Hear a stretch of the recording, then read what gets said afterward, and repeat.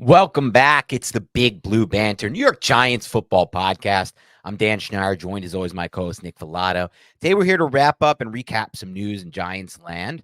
We're going to leave the Wink Martindale drama stuff for another podcast, which you'll hear shortly, probably after this. We're going to wrap it up with a good article from Dan Duggan and just discuss what our thoughts are on Dable after that, because there's some interesting stuff in there about Brian Dable, I think. But today's podcast is all about a few things, and that's the positional coaches. That's Carmen Bricillo, the Giants' new offensive line coach who they hired, and that's the defensive coordinator candidates they have so far, which are two people so far to compete for that potential defensive coordinator job, and more to come, I assume, from the Giants. And then obviously they've also been blocked a few times, Nick, from a special teams coordinator, from just interviewing a special teams coordinator, which is interesting in its own regard. And we can start maybe with Carmen Bricillo, the Giants' new offensive line coach, because I know there was some discussion, Nick, about, from Giants fans at least, about, and to be fair, the Giants were blocked from interviewing the Falcons offensive line coach, who they also wanted to interview. But, after that, they interviewed Bricillo.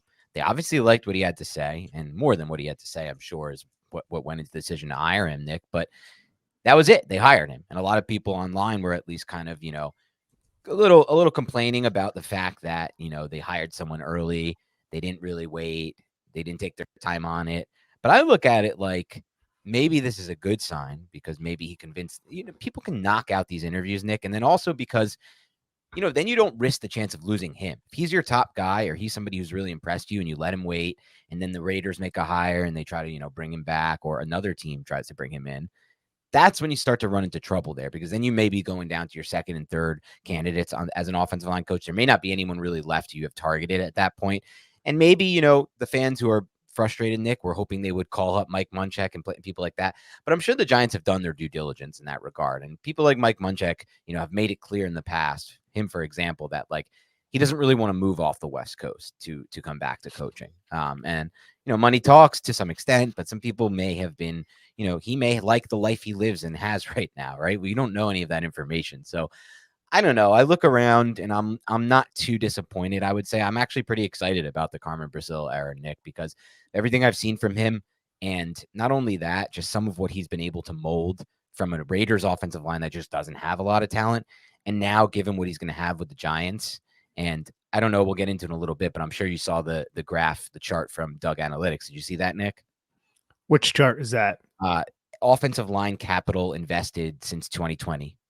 Yeah, yes, yeah, I've seen that. Yeah. So just to recap for those who hadn't seen it, the Giants see if I can pull it up. Literally lead the NFL in offensive line capital in the draft investment since 2020, since 2020. And they're like light years ahead of the next team as far as offensive line capital. So the talent is there. You can say they missed on those guys with evaluations. I can tell you that, there's been a lot of factors that have gone into this. Luck with injuries and coaching and development. There's the chart. Good find, Nick.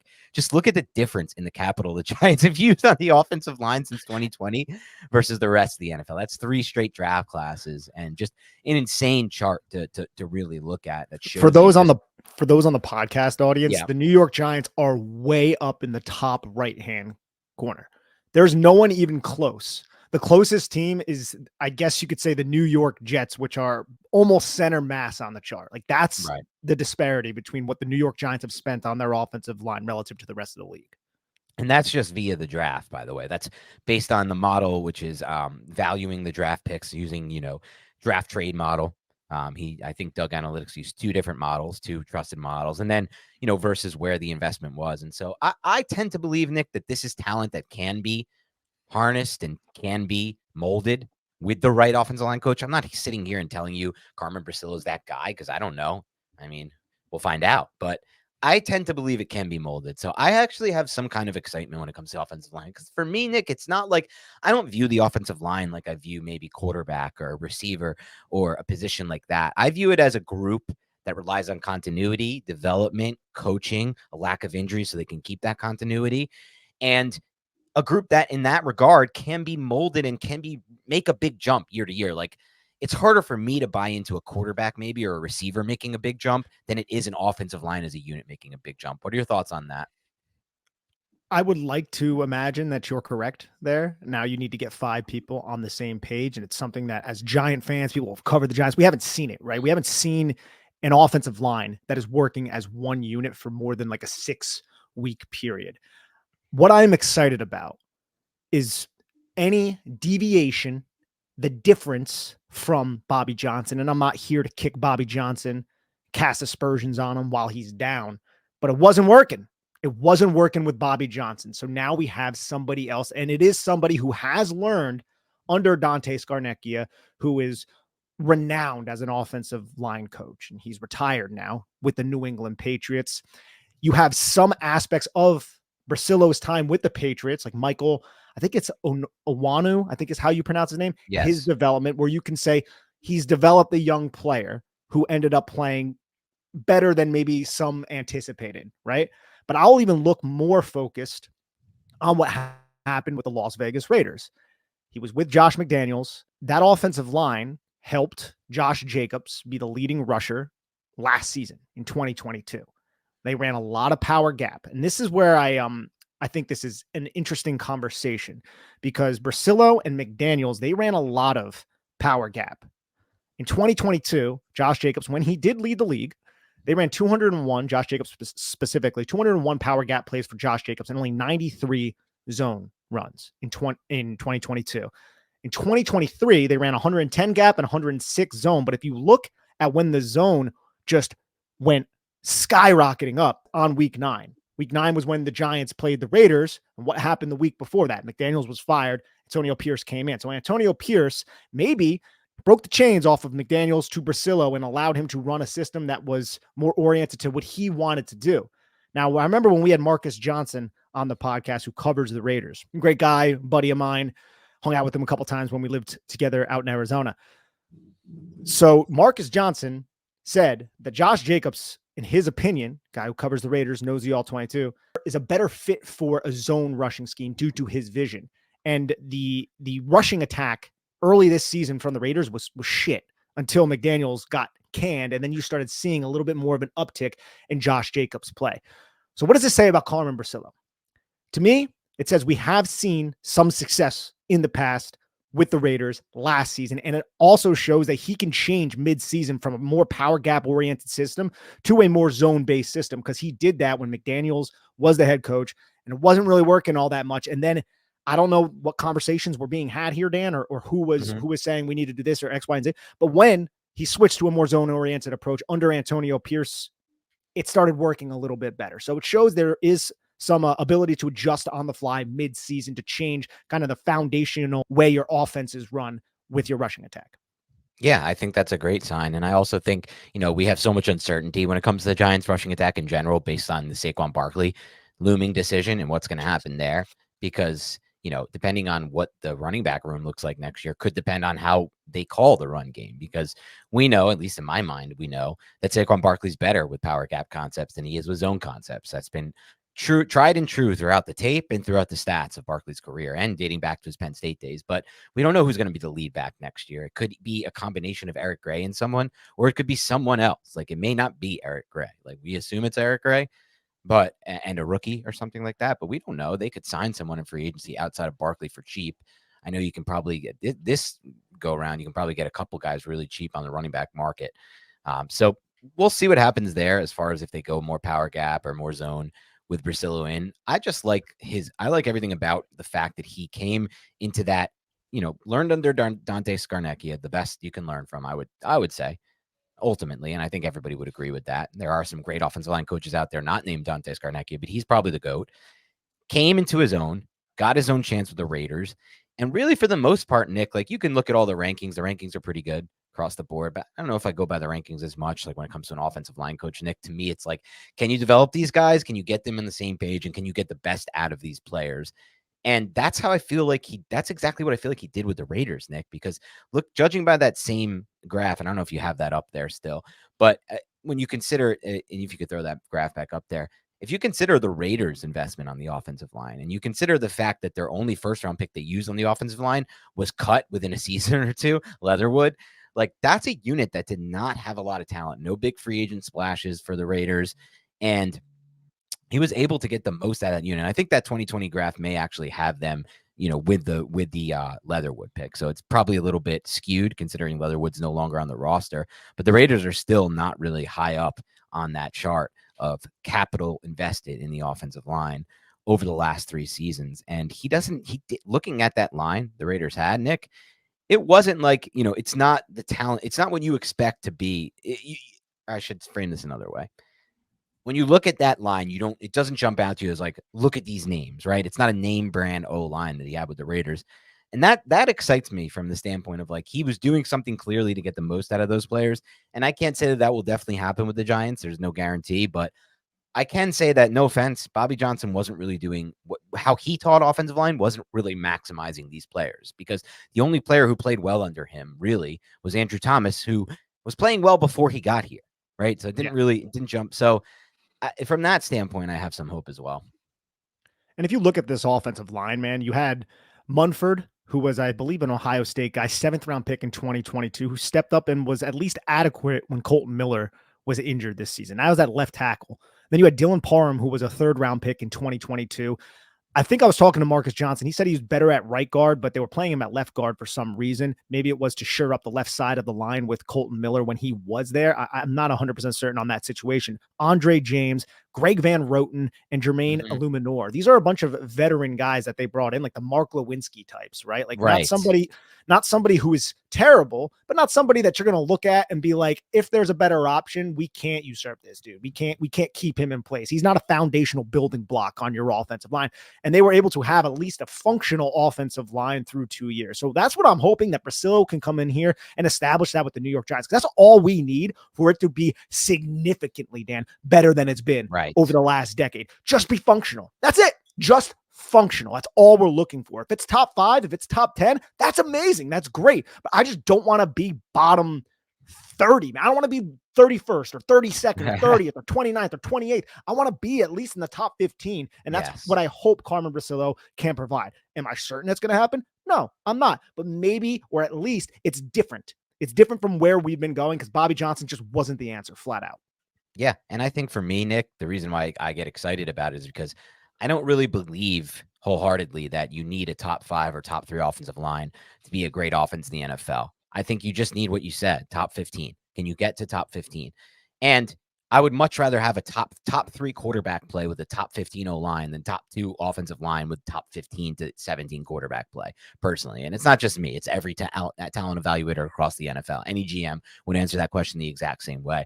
And so for the Giants to get back on track to become an offense that's not stagnant and actually has some explosion to it, they need to get to that mid-range. And I just feel like I feel like it's very possible, Nick, when you consider how much actual talent is there. Like, there's no way that Joe Shane and Brandon Brown and all these guys, man, just totally missed on Neil Azudu and JMS, right? In my mind, at least, Nick, there's no way they could just rip apart 3 top 67 picks and they're all just busts and they're all just, you know what? We misevaluated this completely on all 3 of those players. And if that's the case, Nick, fine. Then these guys are out. Like, Joe Shane's out and he should be out. He shouldn't be the GM of the Giants. But I just don't believe that. I believe a lot of this was just bad luck. To me, I'll be honest with you, Nick, I think 50 to 60% of this was bad luck and circumstance. The injuries, the fact that, and here's the problem, Nick, for me at least, as far as like getting to this top 15 range in year 1, because I think we all want it to happen fast. We don't want this to be like Carmen Bricillo takes him to like the 22nd best offensive line. You know, we're looking for an early top 15 or 15 to 20.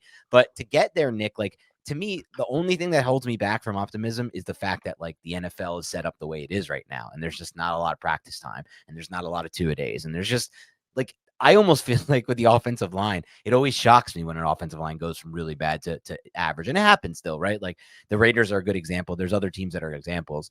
And that's why, because there's no time to work on the offseason. So I always feel like it's like, oh, it's a little bit of a surprise. But that's the one thing that I would say would hold me back. Just like, when are they going to get together and get this continuity down, given the NFL's new CBA rules? We'll see what happens. And given the fact that some of those foundational or potential foundational building blocks are recovering from injury, that's not good for Bricillo. Evan Neal, Josh Azudu are 2 guys who we need to hit, right? Especially Evan Neal. And if they're not there in training camp, they're going to be a step behind. And it's all about continuity. It's all about timing. It's all about, and I think Bricillo has said this in interviews, it's all about trusting your teammates. And I think in order to earn that trust, you got to play together, right? You got to be one unit. That's what the offensive line is. And I'm just a little bit hesitant if Evan Neal and Josh Azudu get no training camp time and they're thrown to the fire and thrown to the wolves in week 1 against probably like the Dallas Cowboys or some team. Yeah, I know. You're right about that, though, Nick. That's a great point. The fact that we have the Neal and Azudu surgeries lingering is going to make it a much tougher job for Bricillo than he would, ultimately had. But we don't know what could happen there too. I think Yeah. there's a chance the Giants could swing on a guard in free agency. I would really like them to, and there are definitely a few options that you mentioned a few earlier. But I'd love to see them swing at that position. That's the one position I want them to attack in free agency. And to me, this year, if their plan is or they don't have an opportunity to get one of these top quarterback talents, I personally want them to not treat this as a win now year, and I don't want them to like. If I hear Daniel Jones's contract is restructured, I'm going to be incredibly disappointed. I'm going to say it right now. It's not just Jones, it's anybody else, but that one specifically, they cannot move any more cap hit back. That's it. You've done your cap there. You've got the 40, you've got the guarantee cap for this year. You got another 25 million in 2025 when they cut him, if they cut him. And then that's it. I don't want to turn that into 35 million or 40 because we're trying to build around this. We see what we have and that's it. But the swing I'm willing to make, Nick, is on the offensive line, because it doesn't matter who's in at quarterback or where you view your franchise at as a win now team or a not win now team. If you don't have an offensive line, you impact, in my opinion, negatively the development of receivers, tight ends, running backs, and quarterback. Even if you don't believe in that quarterback or that running back as a long-term answer, whoever it may be, you still impact negatively their development if you have this kind of offensive line. So it's the one position, no matter what stage the Giants are in of a rebuild, win now or future, I want them to attack. So we'll see what happens there as well. I'm right there with you, buddy. All right, let's discuss some of these defensive coordinator candidates the Giants are bringing in. I have a little more optimism just because of the curiosity and maybe the more of the unknown with the first one that we're going to discuss here, and that's Dennard Wilson. I just feel like, hope springs eternal for these lesser known candidates. But I know one thing you wanted to discuss first was kind of some off-field stuff with Dennard that was interesting. So you can get into that. Well, off field probably not the best way to phrase that, but Dennard Wilson. So Dennard Wilson is somebody who has worked with a bunch of different coaches, right? He worked with Greg Williams. He worked with Todd Bowles with the New York Jets. Greg Williams goes back to his time with the Jets and I believe the Rams. He worked with Jonathan Gannon and the Eagles, and then Mike McDonald this year. So he was a player. And Mike McDonald, by the way, is the Baltimore Ravens DC. Yes, I didn't mention that at first, so I apologize. No, you're good, bro. So he started his coaching career in 2012. He was a player back in 2004, didn't really do anything in the NFL. I think he was just like a practice squad member, something like that. He actually was an administrator for a little while with the Chicago Bears. He was a pro scout from 2008 to 2011. He's 41 years old, and he was with the Eagles from 2021 to 2022. In 2021, he was the defensive backs coach. And then in 2022, which was the Super Bowl year, he got promoted to passing game coordinator and defensive back coach, Dan. So if we go to that team and we look at the 2022 Eagles, they were a sensational pass rush, but they were also the number one pass defense in the league with significant, I would say, developments from certain young players, specifically Reed Blankenship, who was an undrafted rookie out of Middle Tennessee, who ended up developing into a very good football player. If you listen to any Eagles players like Darius Slay or CJ Gardner-Johnson, when he was there for a cup of coffee, they absolutely raved and loved Dennard Wilson, and they wanted Dennard Wilson to be their defensive coordinator after Jonathan Gannon accepted the job to be the Arizona Cardinals head coach. But that didn't happen, and there seemed to be some strange, I don't know what exactly it was, but there was something strange that happened between Nick Sirianni and Dennard Wilson, because a lot of people were under the assumption that Dennard Wilson would get that defensive coordinator job.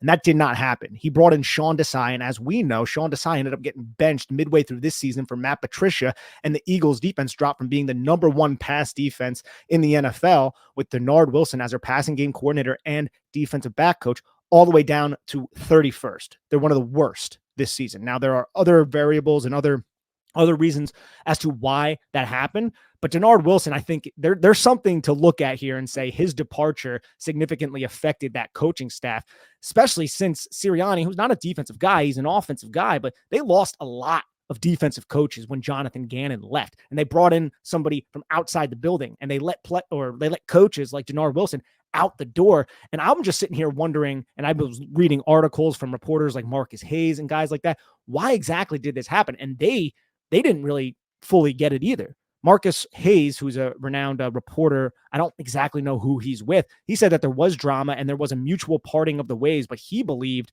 that Dennard would stay to be the defensive coordinator. So it was just like, what the hell happened with Nick Sirianni? And now we're starting to hear that Nick Sirianni could be out. So I'm just like, yo, Nick Sirianni might have botched this terribly. When you look at this defense that has all this talent, Nick Sirianni might have botched it out of his ass from a personnel standpoint. And now ownership is looking at what Dennard Wilson did with the Ravens, and he's like, yo, like, what the hell was that about? And now the team's just crumbling. You see the offense, they don't even have like hot routes dialed up. It's like a really weird situation going on in Philadelphia.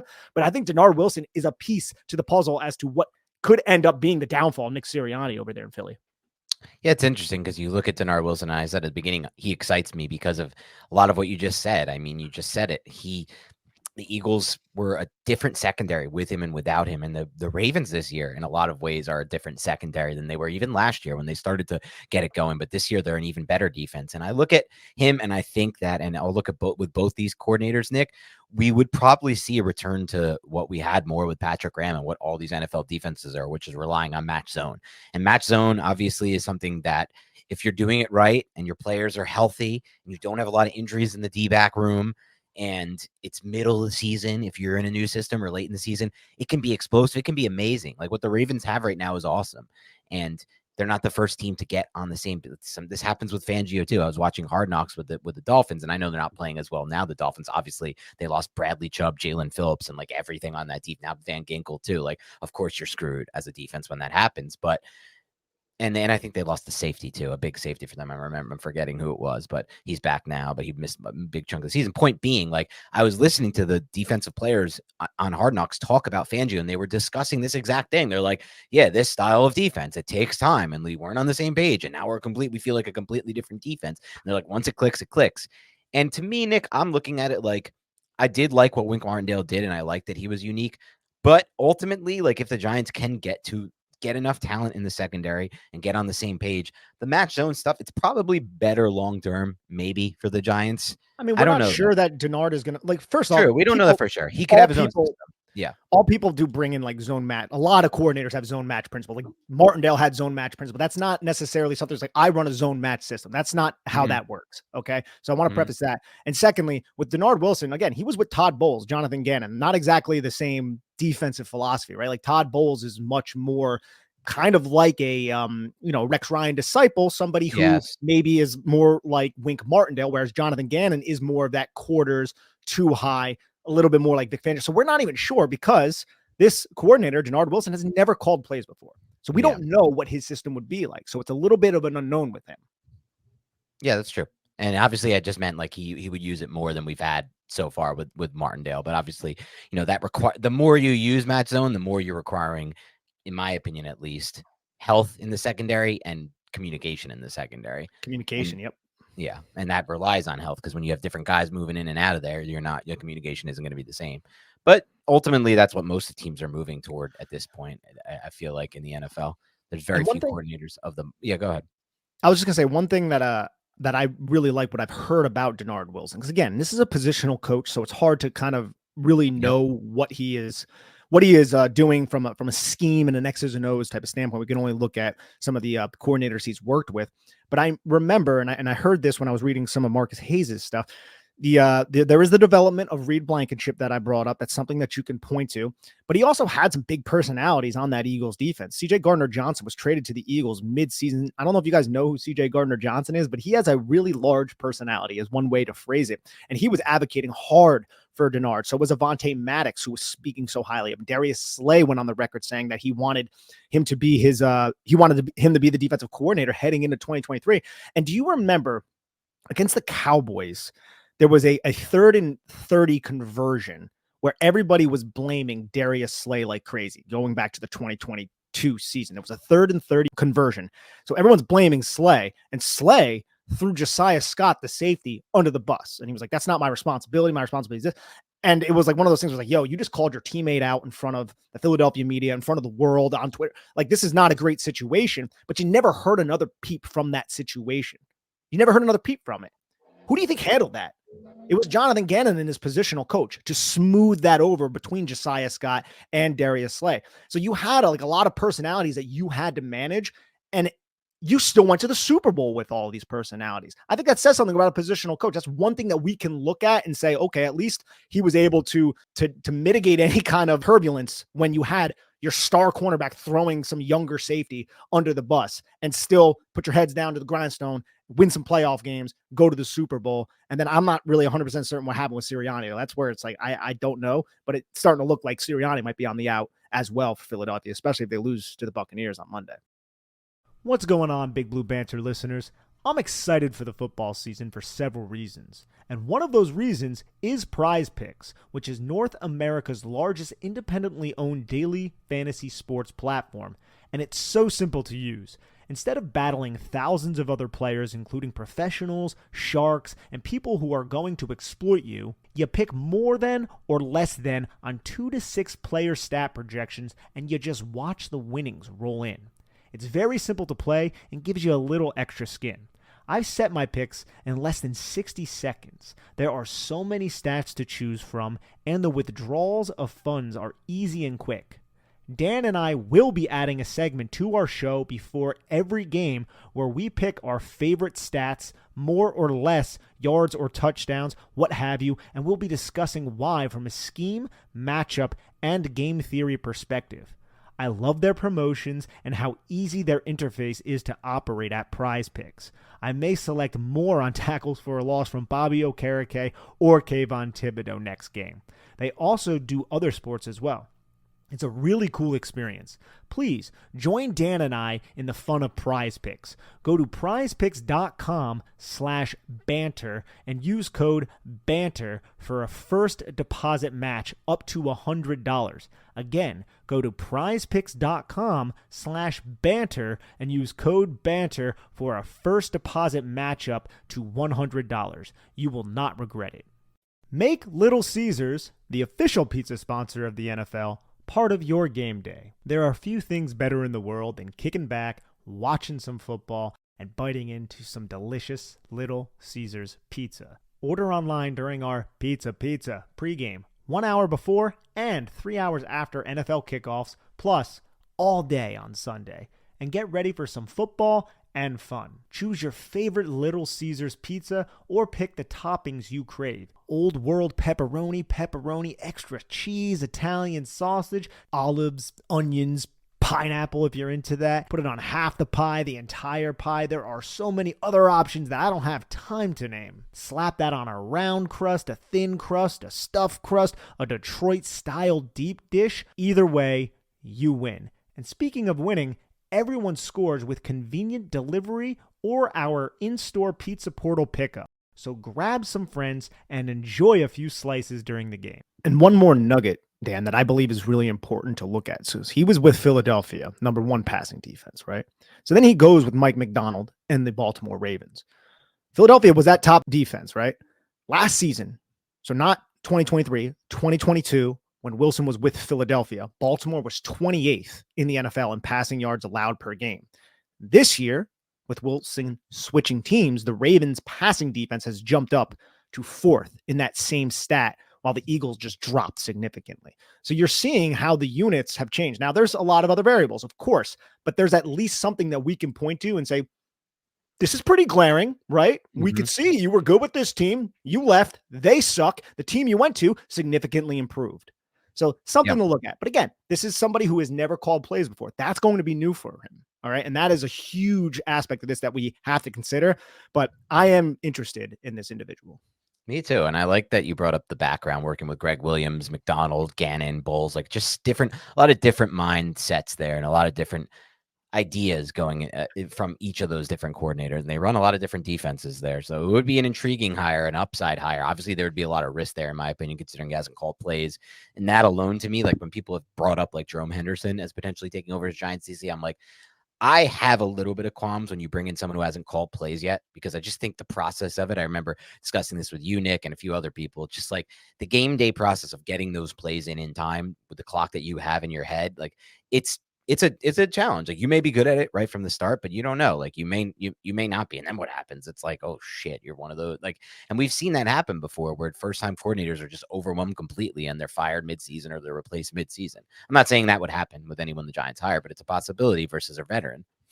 And maybe if somebody is yelling incessantly at you, that might distract you a little bit. Possible. It's possible. All right. The other Giants candidate right now for defensive coordinator, I'm sure they're going to bring in others, is a current defensive coordinator. So we have a little bit more data to work with here. And that's Titans defensive coordinator, Shane Bowen. We're going to start off here, Nick, with let's start off with some of the stats because we pulled them up here from True Media on the coverages he used this year, Nick. So you can jump into that. Yeah, so this year, Shane Bowen. So first I want to say there is a connection with Shane Bowen and the New York Giants. It's not through Brian Dable.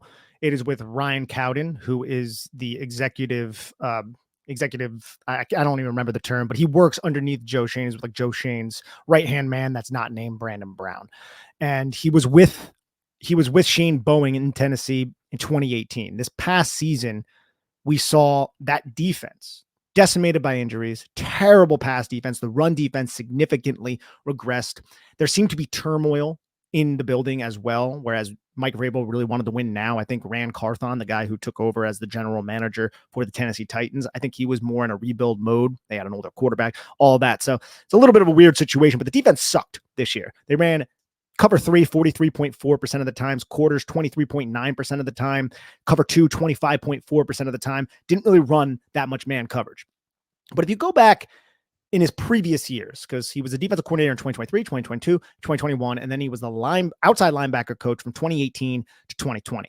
If you go and you look at 2020 to 2021, was the outside linebacker coach up to defensive coordinator, there was just a significant improvement in the defense overall. We're talking about huge jumps in EPA per play, success rate, QBR, explosive play rate, DVOA, any metric that you look at from the 2020 Tennessee Titans defense to the 2021 defense, the 2021 defense was significantly better than the 2020 defense. So you saw a huge leap when he did take over. It's just this last year was gross. It was disgusting. And if we look just at the sacks also, because it's an outside linebacker coach, I think that's a very tangible stat to evaluate that. Over the last 6 years or so. In 2023, they were 17th Titans in sacks. They had 45. In 2022, they were 20th, 39. In 2021, they were 10th, 43. In 2020, they were 30th. They only had 19, which is pathetic. That was as an outside linebacker coach. In 2019, they were 13th. They had 43. And then in 2018, they were 17th.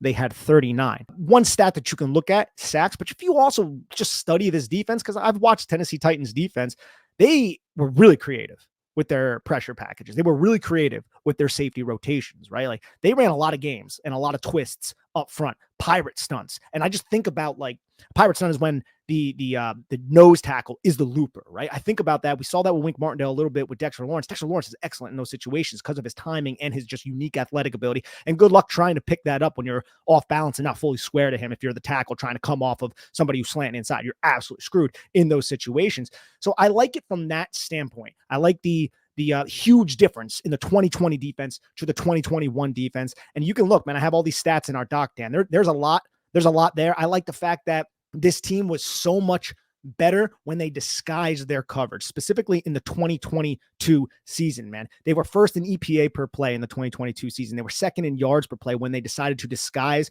and rotate their coverage. And they did a lot of rotation 2-1. They would align in 2 high, and then they would rotate to 1. And that would kind of make you think, oh, well, they're probably a little bit liable against the run since they're aligning in 2 high so often. But that wasn't the case either. They were actually better against the run when they did that because I think this is more of a personnel thing, but you lean into your personnel. They had Kevin Byard and they had Amani Hooker. And those two are really good run-fitting safeties. And I think if you retain Xavier McKinney, you have that. You have that with Jason Pinnock. You have that possibly with Dane Belton if he can develop. So I look at this, and a lot of people on Twitter are going at it and be like, no, absolutely not. No, I'm a little bit more interested in it, at least, right? Because this is a creative system, and he learned under Mike Vrabel, who's an excellent defensive coach, and he was able to get a lot out of personnel that it's not like they had stars all over the place, right? But when they had David Long, when they had a healthy Jeffrey Simmons, when they had Kevin Byard, they never really had cornerbacks. But when they had these guys, the defense was pretty damn good, and it was a really good run defense, despite the fact that they aligned in 2 high a lot. That intrigues me. Yeah, they've been a good run defense even through this year when their pass defense collapsed. I put a lot less weight, Nick, on how these rankings go with these former coordinators with their former teams, because it's always, to me, like when I see the stat, like the Minnesota Vikings have beat the Giants in 11 of straight games. And it's like, so that means they're going to win this game. It's like, well, 9 games ago was 1984 and the personnel was completely different. Why does that have any impact on today's game? So I hate those kind of trends. And that's kind of the same thing to me when it comes to defensive coordinator or any position coach ranking with their former team. Like they're inheriting a completely different roster. That's not like applicable. I'm more interested in the things you're discussing. Like, what do we see on tape? Do we see disguised coverages? And when they do decide to disguise coverages, is it working? And the answer is it is working. And that's a big part of what he's doing. And you talked about some of the games they run up front. That'll be a little bit different, but we've seen some of that. I feel like ultimately when it comes to the defensive coordinators across the NFL, for the most part, with the exception of the Wink Martindale types, there is a lot of commonality in what I see from a schematic standpoint across the NFL right now with defensive coordinators, less so on the offense side of the ball. I've always felt like you can do more as an offensive coach than a defensive coach. That's my personal opinion. So I am intrigued by him just based on what you broke down, Nick. But I obviously need to look a little bit more into the Titans. We'll have to if they do make this decision to go and hire him, we would then take the time to watch the tape, and we could see a lot more that way. And you could kind of understand what he's doing philosophically there. And more specifically, like game to game for the matchups, because that was one thing I did appreciate about Wink Martindale, Nick, was that he had different game plans depending on the matchup and the quarterbacks. Go ahead. I think Bowen would be the same because again, we saw the statistics in 2023, but that defense was shit, right? But if you go to 2021 and 2022, the defense, it wasn't like they were in cover 4 this much. Like they basically, I don't think they were in the top 10 of any coverage the entire. I'm going to play to what the offense is trying to do and to my personnel. And I think that's what this defensive coordinator wants to do. Again, I have not dove in deep into the film because he has not been hired by the New York Giants, but this is my interpretation of him. And I think it's an okay interpretation. At least I hope it is, right? But I'm not as opposed to this as other people on Giants Twitter seem to be. And what do you think, just from for both these two candidates, what do you think from the standpoint of like how either of them will fit in with Brian Daboll? And is that something we should be considering, like given the information we have now? I don't know either of their personalities, but due to recent reports and a subsequent podcast that shall be released, if you're listening to this right now, it seems like you need to have some patience to work with Brian Daboll. It seems like you need to be able to take an ass chewing if you work with Brian Daboll. And I'm just maybe you need to know your role. Like, is that going to be a thing, Nick, where it's like knowing your role? Know your role. Like this is the because I know I read part of that article. A lot of it is just like what Daboll learning through Belichick, and it's like this is the hierarchy. You go down the list like this. It's not necessary, and it's interesting because Daboll is such a player's coach. Like he doesn't do the shit that I hated from Judge, like the long meetings, the getting so freaked out over a little mistake. Yeah, we'll talk about this in the next podcast. Yeah, we will. We'll get more into it, but. From that standpoint, he is a player's coach, but is he a coach's coach? Is kind of where I'm going with this, Nick. Like you could be a player's coach and the players can like you, but what about the coaches who are also working for you? And we'll talk more about that as well, but I am curious if that's going to play a role at all, like their personality and their willingness to defer to Daboll. Of course. Now there's one thing that I want to acknowledge that makes me at least question Shane Bowen a little bit more is what was the influence of Jim Schwartz? Because Jim Schwartz, we know, one of the better defensive minds in the NFL, won a Super Bowl with the Philadelphia Eagles as a defensive coordinator. I know Gross, he is the Browns defensive coordinator right now, had a fantastic season. He was with the Titans as a senior defensive assistant in 2021 and in 2022 when there seemed to be a huge jump. So was it Bowen or was it Jim Schwartz? And I'm hoping that can be sussed out a little bit through the meetings that Bowen is going to have with the Giants brass. Interesting point, and something to consider as well. I don't know the influence Schwartz would have over that 20. We probably won't find that out, but it's something the Giants will certainly find out. And they're obviously locked into both of these guys because they target them early, and they're not like the names we expected, the Leslie Frazier's of the world that maybe we expected them to have been interviewing at this point. So anything else on these candidates or on Bricillo, Nick, before we sign out? Well, I just want to bring up the fact that the Giants are getting Dikembe Mutombo'd all over the place whenever they're trying to interview a special teams coordinator. The Giants have been denied 3 interviews so far by the Panthers, Falcons, and Chargers. They were trying to get a special teams coach, and the Panthers, Chris Tober, was somebody that Daboll wanted to interview. Panthers denied. Falcons, Marquise Williams, special teams coach, denied. Chargers, Ryan Ficken, special teams coach, denied. And then there were reports, and I don't know if these were substantiated, Dan. I don't know if it was confirmed, But I think the Raiders said that they denied a team from interviewing Patrick Graham, and I think a We lot don't of know people if it was the connected Giants, the yeah. dots that it was probably the Giants, just because we knew that Dable wanted Patrick Graham to stay with the True. Giants when he left. So there was interest. So people just kind of connected the dots. Maybe it was Patrick Graham, because then the Raiders allowed Bricillo to interview with the Giants, and they were like, okay, well, you can interview Bricillo. So Which I'm not I 100% feel like it's certain. really weird, by the way. Like if you're going to block one coach but allow another coach, but I guess it shows the high regard they have for Patrick Graham over there. It could be that. Yeah, it's hard to really know exactly what happened, but the Giants are getting denied anytime they want to interview one of these special teams guy, which is just kind of frustrating at this point. It is frustrating. I don't know what's going to happen on that front with the special teams coach. It seems like the Giants are going to have to really dig deep into the barrel to find someone there, and they have a tough job when they get in here because they're taking over one of the worst and most, I don't know by the numbers, I'd have to look at the DVO, but a special teams unit just makes tons of mental errors that have cost the Giants and us plenty of heartache over the last few years. And the Giants are probably not going to have some of their special teams aces, because Carter Coughlin and Cam Brown both put up basically farewell messages along with Jihad Ward. Supposedly, I didn't see it because I think I'm blocked by the guy. I hear blocked by Jihad Ward. I think I said that on the last podcast. I tried searching for him and he wasn't there, and I was just like, oh, okay. I don't even know what I did. I heard he blocked like, yeah, I heard he blocked. True. I heard he blocked like all of Giants Twitter. I didn't get blocked by him, but my claim to fame is being blocked by Odell Beckham Jr. Way back in the day, he blocked me. He did? When they made that trade, I must have tweeted something that pissed him off. But that's all we have for today on the candidates. We're going to keep this going as the Giants bring in people. Ultimately, I think they'll make a move to hire someone at some point. Just as a heads up, Nick is going to be with his girlfriend on vacation next week. So the schedule might be a little bit different. I know he's available for breaking news, but we will see what happens there. And if the Giants bring anyone in, I don't want to totally interfere with his time off because he doesn't get much. And we're going to be back into this thing hard in February and March and everything. And this is maybe the little bit of time that he does have to spend with his lovely girlfriend. So like that editorialization there. I did, yeah. She's a great person. She is a great person. She's awesome. Yeah. She is. But cool so just a little bit of a heads up on that, but we'll see what happens on that front. And if there is breaking news, we're going to cover it. So we'll find a way. But thank you again for tuning into Big Blue Banter podcast. More coming. We're going to turn the page. Once the Giants make these hires and get the coaching staff under wraps, we're going to start to turn into player stuff like salary cap outlook, taking a look at that, breaking down how we want to go by each position, and even evaluating the rookie class from last year and things of that nature. So for now, it's focused on the coaches.